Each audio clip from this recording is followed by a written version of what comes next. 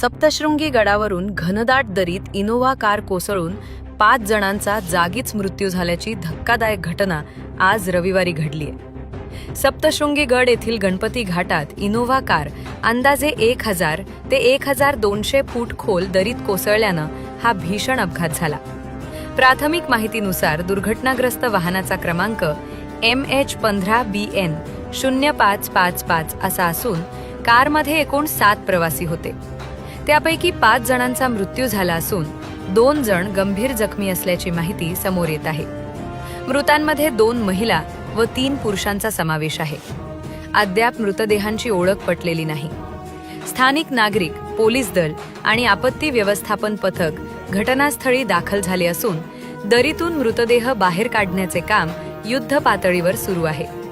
मिळालेल्या माहितीनुसार हे सर्वजण पिंपळगाव बसवंत परिसरातील असल्याचे समजते.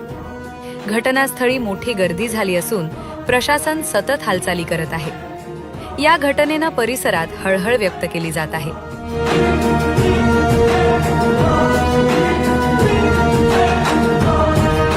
Nashik express news bureau, Nashik.